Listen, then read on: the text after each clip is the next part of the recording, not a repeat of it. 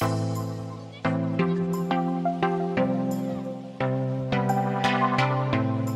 hello, everyone. Welcome back to the Crosswinds Church More Than Sunday podcast. We're continuing episode 2, really, of a little series of podcasts we're doing on the Creekside Center for Spiritual Formation. I should introduce myself. I'm Chris Coley. I'm the senior pastor here at Crosswinds. And in just a moment, I'm going to be interviewing Jodie Tey, and we're going to talk about, she's our associate pastor, by the way, and the director of the Creekside Center as it comes online.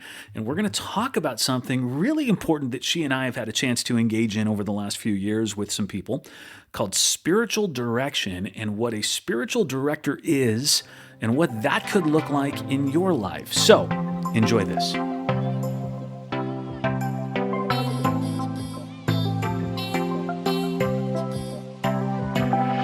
All right, everyone, I'm back with Jodie, our associate pastor, and we're kind of doing an episode 2 discussion of Creekside, the Creekside Center for Spiritual Formation, and what that thing is going to be. Welcome back, Jodie.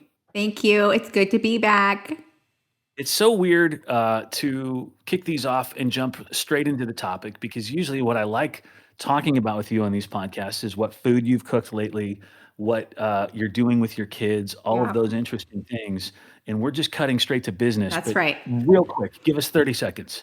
What's happening around your house right now? What are you guys doing? We are learning how to sous vide steak. We got a like a vacuum seal thing, and we're learning how to vacuum seal. Yeah, we're learning how to marinate the meat, and then you put it in a steam. We have a steam oven, so I'm learning how to sous vide steak in our steam oven right now. How long does it take when you throw it in the steam oven? 2.5 hours. No way. Yeah, a long time. And so is it really tender? It's like melt in your mouth. You don't need a knife. No kidding. But there's no smoky smell or... You just get all the flavor that you're infusing it with, like garlic, whatever. Yeah. So that's my project today. When we're done, that's what I'm doing. I have my cookbook out if you could see it.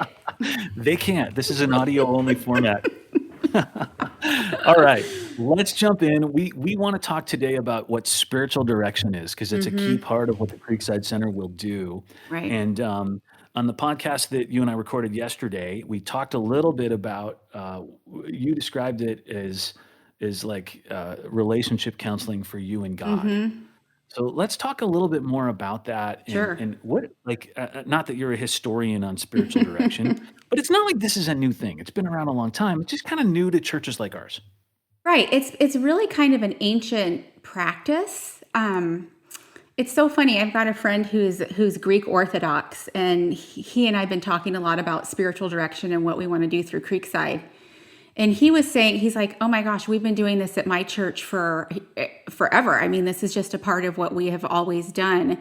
But I think it's just a newer practice. It's a recovering of a practice for kind of a church like Crosswinds, who's not part of an Orthodox tradition. So yeah, it's been around a long time. So I think it makes sense to cut to the chase as far as what in the world does it look like to sit with someone and do spiritual direction?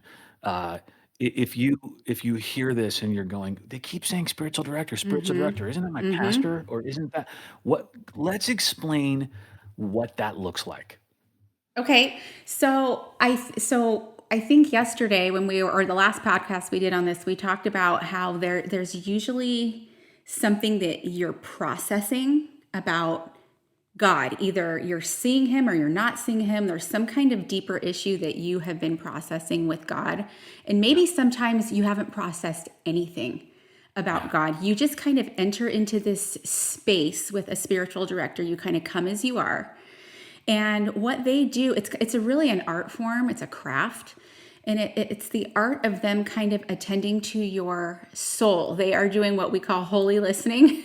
Yeah. And they just kind of help you explore and reflect on the movement or what you perceive to be the non-movement of God in your life by just asking you questions. And as you're talking, they're discerning. It really is kind of a holy thing that they're doing. They're kind of listening to the Holy Spirit, and they've learned how to tune into the Holy Spirit in such a specific way in terms of how to respond to what you're saying and what questions to ask.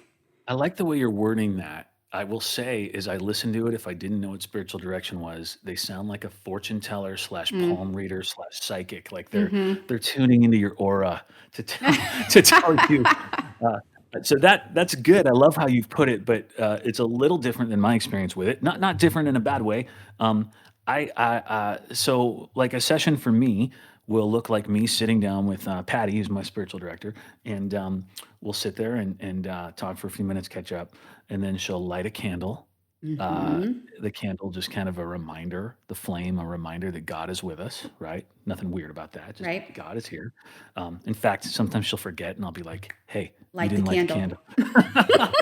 It doesn't count until you light the candle, Right. Right. and then we'll Right. just pray together and ask for God to be Right. a part of our conversation, and then she'll just go, "So what's going on?" And Mm-hmm. sometimes that's me talking about something that I've been struggling with in my thoughts about me and God. Sometimes that's stuff going on in my life, my kids, my marriage, work, whatever the case may be. Any number of things we may talk about, and often what'll happen is because she's not a counselor. The goal Nope. is not to sit there and do marriage counseling, tell me about my career, how to be better as a dad. Right. What'll happen is after I share that, often she'll just go, "Where do you see God in this? Mm-hmm. Like, where's God working in this? Or what might he be trying to say to you in this?" And I'll sit there and go, "Oh, I haven't thought about that." And then Right. that will lead the rest of our conversation. We'll talk about that. What might God be trying to say in this? Right. There have been so many times when my spiritual director, Terry, would ask me that question, and I'll just look at her blank. Yeah. I have Yeah. no idea what God is saying to me through this. Yes. That's why I'm here. Right. And so she will pick up when I talk about holy listening. I know it sounds weird, but she'll pick up on certain words that I say. Like if I Mm, said the word, I don't know, distant. She'll go, what does distance look like for you? And then right. as I explain things, she's just pulling out things of Yeah. what I'm saying and redirecting it to, well, do you believe that God is distant or do you believe that God is near? Yeah. What is the Yeah. truth about God? So they're always taking things, even if I have no idea what God is saying to me, that's where Right. I feel pressure sometimes. What is God saying to you? Well, I don't know. That's why I'm Yes. sitting in front of you. They Yes. have the skill to help you figure that out, not coming from them, but it's almost like they pull it out of you question by question. Yes. And you come Yeah. to the answer usually by the end of your That's 45 great. minute, 50-minute time. Exactly. And often you're left with some homework. Like, here's some Yep. stuff for you to go think about, do, pray about, wrestle with God through. Um, and man, I think it is such a missing piece of Mm-hmm. what it looks like to follow Jesus today. And here's why. Right. Because in church, I can teach, you can teach on a Sunday morning, and we're talking to hundreds, if not thousands of people, and we're giving them what I would call like a shotgun approach Right. to what it is we're looking at with God that day. We're trying to hit a big Mm-hmm. cross section of people, and so it's kind of a scatter shot, uh, not a bullseye. Let me put it Right. that way. Exactly. And so you are left as a listener with having to take what we've been talking about and figure out what that application really looks like for Right. you. Right. Um, And then even small group, there's some engagement and interaction that happens in a 10 to 12 person group where you can do a good amount of that personal application, but still it's about the group. This one-on-one thing is just so specific to you, your circumstance. Um, it's a really, really big piece. Yeah, you took the words right out of my mouth when you said specific. And I would also use the word, it's very particular to who you are. And I think the word intimacy, I think that word is so overused today. Yeah. But I think this is like one of the true meanings of the word when we Yes. talk about intimacy between you and God. It becomes so deep and so real and specific to who you are. Like when you're done, there's no denying that you have kind of come face to face Yeah. with God somehow, and that He has spoken specifically Yeah. to you. And so So it's really kind of a holy thing. Yeah. So let me ask you some questions. And Yeah. I know the answers to these, but I'm asking you for everybody else's sake who's Hope I listening to get them this. right. Yeah. How often does somebody go see a spiritual Oh. director? Is this something you do 3 times a Oh, week? Is no, no, this, no. It's intense. It really is intense. So you go once a month. And yeah, so yeah, usually, there's when you come out of a session, there's some things you're thinking about, even if it's just like a word. yeah, And that's kind of the thing that you're taking to God when you have your time, whenever you have your time with him. And it kind of lasts the whole month. And then maybe something up will come up out of that and something comes out of that. And then when you come back, you're processing all of that stuff that you've been processing for yeah. 30 days. Right. Yeah. Once a month sounds right. Sometimes people will go once a quarter. Sometimes people will go as they have something come up that they want to Right. talk about. Right. Um, I don't know anybody who's doing direction like weekly. Not to say that that would be bad, but in my mind, the thought is not that this is counseling in the sense that you're going through a real struggle and you got to talk about it with somebody. You know Right. what? Go see a counselor for that. Um, this is about you and God, and the goal is to give you some things to be talking about with God. And so you kind of got to have some time after your meeting to do that, like over the course of a month or whatever the case may be. Yeah, because Yeah. most of us, I mean, to be honest, it's sometimes most of us find some really quality time with God maybe once a week Yeah. or every other day. And so you really need the solitude, silence, and prayer time. Those are the three words that come to my mind when you're processing this. It's hard to find that time. Yeah. So yeah, that's why you have so much time in between your Okay. meetings. Second question. This is Yeah. something people pay for that they go to. Why is that? Why does somebody charge for this who's a spiritual director? And why is it worth paying for? And what does that look like? Well, I think that just as you would pay someone to help you handle a relational crisis or a personal issue, this is it's a spiritual thing. Yeah. It's worth investing in. Yeah. And a lot of these spiritual directors, they're trained. They've gone for 2-3 years of actual training to learn how to do this. And for a lot of them, it's their livelihood. So, Yeah. Yeah. this isn't just going and listening and sitting with someone who listens really well. These Yeah. people are trained on how to do this. So, Yeah, typically these spiritual directors exist outside of a church staff or a church structure. They're not covered under some church that's going, "Hey, I'm giving you a salary, so go start meeting with people one on one and right. doing this on a regular basis." Even if they were, and I don't know many churches that do that. Frankly, I don't know any churches that do that. But even if they I don't either. were, they wouldn't be available to this degree. In other words, man, our pastors are always happy to sit down with somebody and talk about what God's doing in their life. But if you were to go to any one of our pastors and say, I want to have a monthly, regular one on one, there are enough people at Crosswinds, we would run out of time to be able to do Right. that. So these spiritual directors that are out there, this is what they do. They've been trained is a light word to use, educated in this Right. and done internships and done lab hours, if you will. And Yep. I mean, this is like somebody going and getting trained in counseling. Like a counseling degree, yeah, Yes. except Yeah. for its spiritual direction, right? Yeah. Yeah. Okay. Let's see. Other questions I want to ask you about it. Who's it for? Like, is this for anyone and everyone at any moment in their journey? Is this like who is this primarily the right? Like, if you're listening to this, going, "Do I need that?" What is it? How do I know if I need it? It's a really good question because I think that a lot of people it's easy to confuse with counseling. It sounds like counseling. Yeah.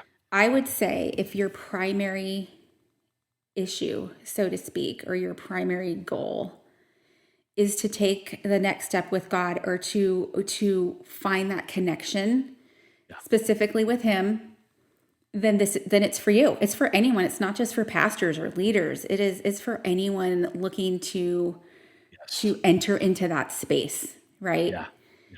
And you can take other, like your life's going to enter into it at some point, right? It's not like I ever went into this not talking about my kids at some point. Your life enters into it, but the focus Yeah. is God, is you and God.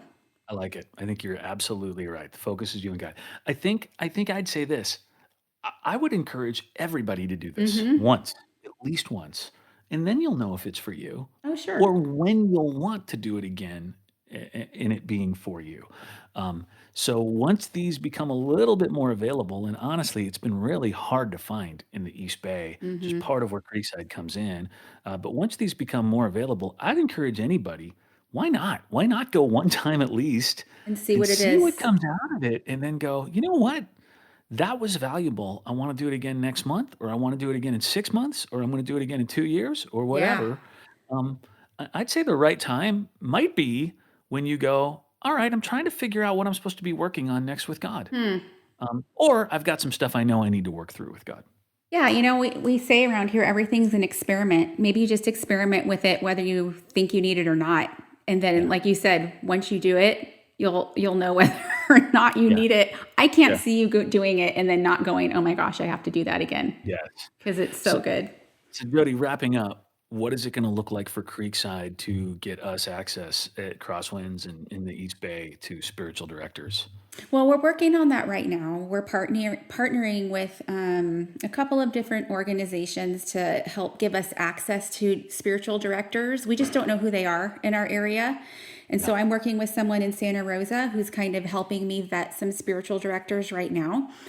People who might want to just come to our campus when we're allowed to Yeah. to Yeah. gather again, Yeah. or do smaller gatherings.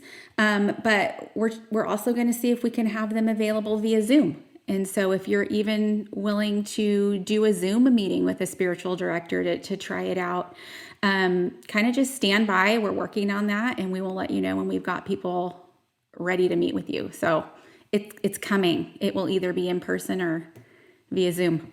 Yeah. So you can definitely check with Jody directly about who we've got, when they're going to be around, and how soon that'll be happening. I think we're creating a Creekside website here, if we don't already have one, at some point soon, where we'll list some of those things, Yep. and you'll be able to get more information about all of that. We're actually also in the process of kind of putting some of our pastors who might be Right. really gifted at this and wired for this to kind of do it on the side as directors, and so you might see some familiar faces eventually. Eventually, it's a Mm-hmm. long training, so It is. down the line that might be able to do that as well. I guess I would ask one more question, Jody.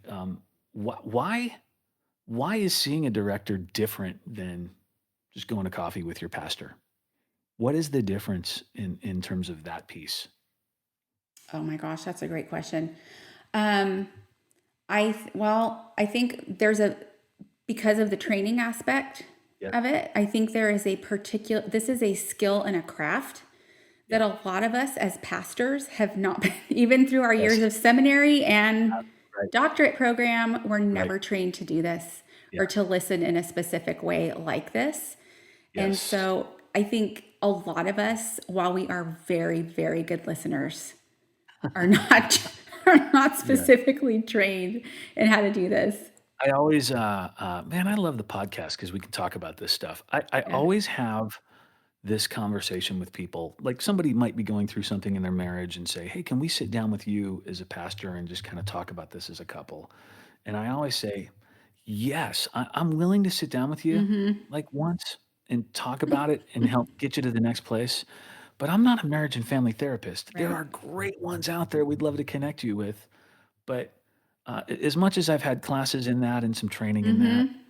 you want a professional who's Yes. devoted their life to that. If you want to sit down and talk through the doctrine of salvation with me, or you want to talk through the end times, or you want to Mm-hmm. talk through how to understand and read the Bible, I'm your guy. I'd love Yep. to do those things. Yep. Um, and I'm good for one or two sessions of counseling. But I'd encourage you. It's time. It's time quickly thereafter to get connected to somebody else, because what we can do, I think, tends to be a little bit more surface level kind of stuff. Yeah, and one or two times, right? Where Right. spiritual direction is ongoing. Spiritual direction is ongoing, and that is Mm-hmm. part of the difference there. You know what?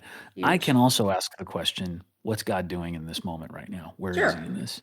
Um, but a spiritual director is going to be way more primed to be able to hear what you say and know how to start to respond to that. Right. And they've So also walked with you maybe 6 months. They've been walking with you on this journey. So it's not just that like you're just entering into this conversation for the first time. yeah, and I'm so excited that Creekside is getting up and running, so we do have access to that at Crosswinds and in the Hmm. East Bay, and, so much more to come on that, so Yep. thanks, Stay Jody. tuned. Alright, All we're gonna right. have another episode soon where we'll be talking about, what it means to actually use Creekside as a place to do some wrestling with tough, tough things, so Yep. look forward to that. Thanks, Okay. Jody. Bye.